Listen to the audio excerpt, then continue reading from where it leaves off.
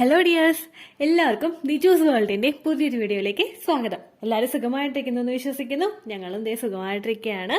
അപ്പോൾ എല്ലാവരും ഹാപ്പി ആയിട്ട് സേഫ് ആയിട്ട് സെറ്റ് ആയിട്ടൊക്കെ ഇരിക്കുക കേട്ടോ. ഇന്നത്തെ വീഡിയോയിൽ സംസാരിക്കുന്നത് നിങ്ങൾ ഇംപ്ലാന്റേഷൻ നടക്കുന്ന സമയത്ത് മസ്റ്റായിട്ട് ഫോളോ ചെയ്യേണ്ട ഒരു കാര്യത്തെ പറ്റിയിട്ടാണ്. ഇംപ്ലാന്റേഷൻ എന്ന് പറയുന്നത് ഫെർട്ടിലൈസ്ഡ് ആയിട്ടുള്ള എഗ്ഗ് നമ്മുടെ യൂട്രസിന്റെ ലൈനിങ്ങിൽ വന്ന് അറ്റാച്ച് ആകുന്ന ആ ഒരു പ്രോസസ്സാണ്. ഈ ഒരു അറ്റാച്ച് ആകുന്ന ഒരു പ്രോസസ്സ് അവിടെ നടന്നു കഴിഞ്ഞാലും ആ ഒരു എഗ്ഗ് ക്വാളിറ്റിയോട് കൂടി വളരണമെങ്കിൽ, ഫെർട്ടിലൈസ്ഡ് ആയിട്ടുള്ള ആ ഒരു എഗ്ഗ് എംബ്രിയോ ക്വാളിറ്റിയോട് കൂടി വളരണമെങ്കിൽ ആ എംബ്രിയോയ്ക്ക് വേണ്ടുന്ന പോഷക ഗുണങ്ങൾ നമ്മുടെ ശരീരത്തിൽ മസ്റ്റായിട്ട് ഉണ്ടാകേണ്ടത് അത്യന്താപേക്ഷിതമായിട്ടുള്ള ഒരു കാര്യമാണ്. അപ്പോൾ ഈ ഒരു വിറ്റമിൻസ് അല്ലെങ്കിൽ മിനറൽസ് നമ്മുടെ ശരീരത്തിൽ ഇല്ല എങ്കിൽ അത് നിങ്ങളിൽ മിസ്കാരേജ് ഉണ്ടാകുന്നതിന് കാരണമാകുന്നു. അതെന്തൊക്കെയാണെന്ന് നമുക്ക് നോക്കാം. വീഡിയോ നമുക്ക് സ്റ്റാർട്ട് ചെയ്യാം. നമ്മൾ പ്രഗ്നൻസി ട്രൈ ചെയ്യുന്ന സമയത്ത് ഒരു പ്രഗ്നന്റ് ആയിട്ടുള്ള ഒരു സ്ത്രീക്ക് അതിൻ്റെ ഒരു എംബ്രിയോ നറിഷ് ചെയ്യണമെങ്കിൽ, നല്ല ഹെൽത്തി ആയിട്ടുള്ള രീതിയിൽ ഗ്രോ ആകണമെങ്കിൽ അവരുടെ ശരീരത്തിൽ ഏറ്റവും കൂടുതൽ വേണ്ടതാണ് അയൺ, കാൽസ്യം, ഫോളിക് ആസിഡ്. ഈ അയണും കാൽസ്യം, ഫോളിക് ആസിഡും ആയിരിക്കും ഒട്ടുമിക്ക സ്ത്രീകൾക്കും ഈ ഒരു വിറ്റാമിൻ മെഡിസിൻ ആയിട്ട് നമ്മുടെ ഡോക്ടേഴ്സ് എഴുതി തരുന്നത്. പിന്നെ നമുക്ക് ബാക്ക് പെയിൻ, അതുപോലുള്ള ലെഗ് പെയിൻ പോലുള്ള ബുദ്ധിമുട്ടുകൾ ഉണ്ടെങ്കിൽ ഡോക്ടർ നമുക്ക് എഴുതുന്ന മറ്റൊരു സപ്ലിമെന്റ് ആയിരിക്കും വിറ്റമിൻ ഇ എന്ന് പറയുന്നത്. ബാക്കിയുള്ള എല്ലാ മെഡിസിനും നമുക്ക് കിട്ടുന്നത് നമ്മുടെ ശരീരത്തിലുള്ള മറ്റുള്ള റെക്കമെൻഡ് നമ്മുടെ ശരീരം ഏതൊക്കെ കാര്യങ്ങൾ ആവശ്യപ്പെടുന്നുണ്ടോ അതനുസരിച്ചിട്ടായിരിക്കും നമുക്ക് ബാക്കിയുള്ള മെഡിസിൻസ് കിട്ടുന്നത്. അതായത് ഇപ്പോൾ ഒരുപാട് നാളുകളായിട്ട് ഫെർട്ടിലിറ്റി ട്രീറ്റ്മെന്റ് എടുക്കുന്നവർക്ക് ആ ഒരു മിസ്കാരേജ് ഉണ്ടാകുന്നത് പ്രിവെന്റ് ചെയ്യാനായിട്ട് ആസ്പിരിനോ അല്ലെങ്കിൽ പ്രൊജസ്ട്രോണിന്റെ മെഡിസിൻ കൊടുക്കാറുണ്ട്. പ്രൊജസ്ട്രോണിന്റെ മെഡിസിൻ മൈൽഡ് ആയിട്ടുള്ള സ്പോട്ടിംഗ് ഉള്ളവർക്കും കൊടുക്കാറുണ്ട്. ആസ്പിരിൻ മെഡിസിൻ അവരുടെ മിസ്കാരേജ് ഉണ്ടാകുന്നത് ഒന്ന് പ്രിവെന്റ് ചെയ്യുന്നതിനും അവരുടെ പ്രഗ്നൻസി ഒന്ന് പ്രൊട്ടക്ട് ചെയ്യുന്നതിനും കൊടുക്കാറുണ്ട്. അപ്പോൾ ഇവിടെ നമുക്ക് ഡോക്ടേഴ്സ് തരുന്ന സാധാരണയായിട്ട് നമുക്ക് വിറ്റമിൻ മെഡിസിൻസ് ആയിട്ട് കിട്ടുന്ന അയണും കാൽസ്യം, ഫോളിക് ആസിഡും ഒരു ഇംപ്ലാന്റേഷൻ നടക്കുന്ന സമയത്ത് തന്നെ ഒരു സ്ത്രീയുടെ ശരീരത്തിൽ മസ്റ്റായിട്ട് വേണ്ടതാണ്. നമ്മൾ സാധാരണ നമ്മുടെ പ്രഗ്നൻസി ആയി കഴിഞ്ഞ് കഴിഞ്ഞാൽ നമ്മൾ ഒരു പ്രഗ്നൻസി ടെസ്റ്റ് ചെയ്തിട്ട് പോസിറ്റീവ് റിസൾട്ട് കിട്ടിക്കഴിഞ്ഞിട്ടും 2 ആഴ്ചയൊക്കെ കഴിയുമ്പോഴാണ് പലരും ഒരു ഡോക്ടറെ പോയി കാണുന്നത്. നിങ്ങളൊന്ന് ഊഹിക്കുക, നിങ്ങൾ ആ ഒരു പ്രഗ്നൻസി പോസിറ്റീവ് ആയി കഴിയുമ്പോൾ തന്നെ നിങ്ങളുടെ പ്രഗ്നൻസിയുടെ ആദ്യത്തെ ട്രൈമസ്റ്ററിലെ 1 മാസം അവിടെ തീർന്നിട്ടുണ്ടാകും. പിന്നെ നിങ്ങളൊരു ഡോക്ടറെ കാണാനായിട്ട് പോകുന്നത് ഒരു 1.5 മാസത്തിലായിരിക്കും. ഈ ഒരു 1.5 മാസം എന്ന് പറയുന്നത് നമ്മൾ കാൽക്കുലേറ്റ് ചെയ്യുന്നത് എപ്പോഴും ലാസ്റ്റ് മന്തിലെ പീരിയഡ്സിൽ വെച്ചിട്ടായിരിക്കും. ലാസ്റ്റ് മന്തിലെ പീരിയഡ്സിന്റെ ഫസ്റ്റ് ഡേറ്റ് ഏതാണോ അത് വെച്ചിട്ടായിരിക്കും നമ്മുടെ ഒരു പ്രഗ്നൻസിയുടെ ആദ്യത്തെ മാസം നമ്മൾ കാൽക്കുലേറ്റ് ചെയ്യുന്നത്. ആ ഒരു മാസത്തെ നമ്മൾ മാറ്റി നിർത്തി കഴിഞ്ഞ് കഴിഞ്ഞാൽ ഏകദേശം നിങ്ങൾ 1.5 മാസം പ്രഗ്നന്റ് ആണ് എന്ന് പറഞ്ഞു കഴിഞ്ഞാൽ തന്നെയും ഏകദേശം ഒരു 3 അല്ലെങ്കിൽ 4 ആഴ്ചയുടെ വളർച്ച മാത്രമേ ആ ഒരു എംബ്രിയോയ്ക്ക് ഉണ്ടാവുകയുള്ളൂ. ഏറ്റവും കൂടുതൽ ആ ഒരു എംബ്രിയോയുടെ ക്രൂഷ്യൽ ആയിട്ടുള്ള ഒരു ടൈം പീരീഡ് ആണ് ഫസ്റ്റത്തെ ട്രൈമസ്റ്റർ എന്ന് പറയുന്നത്. ഈ ഫസ്റ്റത്തെ ട്രൈമസ്റ്ററിൽ നമുക്ക് എന്ത് സംഭവിക്കാം? ചിലപ്പോൾ ആ ഒരു പ്രഗ്നൻസി നമുക്ക് കിട്ടാം, അല്ലെങ്കിൽ നമുക്ക് നഷ്ടമായി പോവുകയും ചെയ്യാം.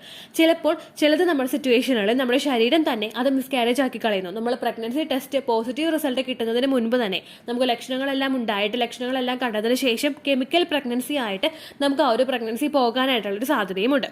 ഈ കെമിക്കൽ പ്രഗ്നൻസി അല്ലാതെ ചിലപ്പോൾ നമുക്ക് പോസിറ്റീവ് റിസൾട്ട് കിട്ടിക്കഴിഞ്ഞാൽ തന്നെ നമ്മുടെ ശരീരം നാച്ചുറലി ആ ഒരു പ്രഗ്നൻസി അങ്ങോട്ട് അബോർട്ട് ചെയ്ത് കളയുകയും ചെയ്യാറുണ്ട്.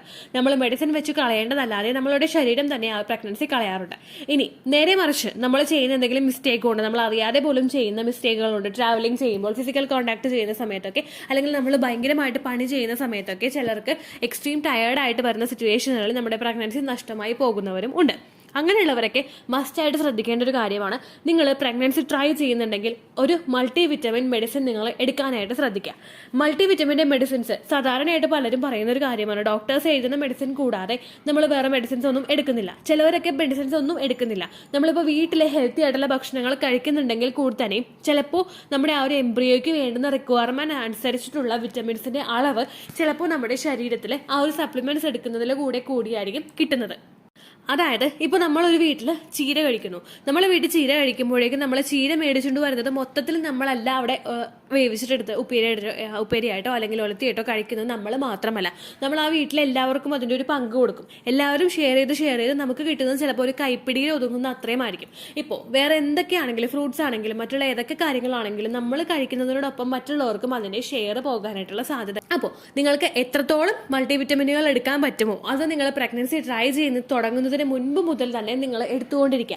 സാധാരണയായിട്ട് ഈ മൾട്ടിവിറ്റമിൻ്റെ മരുന്നുകൾ നമ്മൾ എടുക്കുമ്പോഴേക്കും ഒരു പ്രഗ്നൻസി ട്രൈ ചെയ്യുന്ന ഒരാൾ ആളാണെങ്കിൽ ഈ അയേണും കാൽസ്യവും ഫോളിക് ആസിഡും മെഡിസിനുകളും നമ്മൾ എടുക്കുമ്പോഴേക്കും ഈ മൾട്ടി വിറ്റമിനുകളിലൂടെ തന്നെ നിങ്ങളുടെ ശരീരത്തിൽ ഒരുപാട് വിറ്റമിൻസ് കടന്നു വരുന്നതിന് അത് സഹായിക്കുന്നു.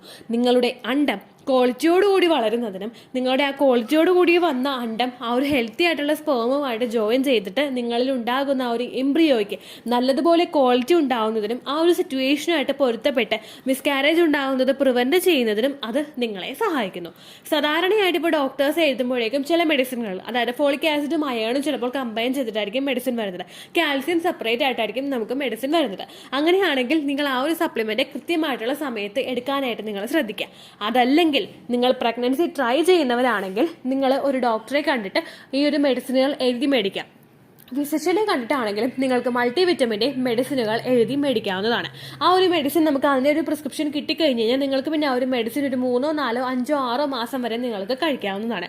ഈ ഒരു മെഡിസിൻ നമ്മൾ കഴിക്കുന്ന ആ ഒരു സമയത്ത് നമ്മുടെ ആ ഒരു പ്രഗ്നൻസി, ഇപ്പം നിങ്ങൾ പോലും പ്ലാൻ ചെയ്യാത്ത ഒരു സമയത്ത് നിങ്ങൾക്ക് പ്രഗ്നൻസി ഉണ്ടായി കഴിഞ്ഞ് കഴിഞ്ഞാൽ അത് ഒരു കെമിക്കൽ പ്രഗ്നൻസി വന്നിട്ട് മിസ്കാരേജ് ആയി പോകുന്നത് പ്രിവെന്റ് ചെയ്യാനായിട്ട് അത് സഹായിക്കുന്നു.